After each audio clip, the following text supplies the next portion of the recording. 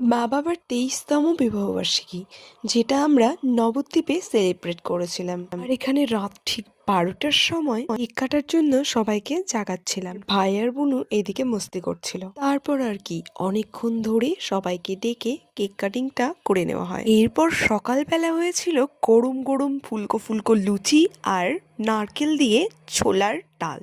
আর এই সকালের জলখাবারটা খেয়েই আমরা চলে যাই সকাল সকাল গঙ্গার ঘাটে স্নান করতে। আর স্নানের পরেই গঙ্গার ঘাটের পাশের এই মন্দির থেকে আমরা পেয়ে যাই প্রসাদ, আর সেটা খেয়ে আমরা রুমে এসে বানিয়েছিলাম এই দইয়ের ঠান্ডা ঠান্ডা লাস্সি। এরপর দুপুরবেলা দিদুন ঠাকুরকে অন্নভোগ দেওয়ার জন্য রান্না করছিল, আর বাবা আর মামা মিলে এনেছিল গরম গরম রসগোল্লা। এরপর বাবার জন্য যে স্পেশাল নিরামিষ থালি রান্না করা হয়েছিল সেটা খেয়ে এরপর আমরা সন্ধেবেলা চলে যাই জুয়েলারি শপে বাবার জন্য একটা গিফট কিনতে। হ্যাঁ, গোল্ড দেওয়ার সামর্থ্য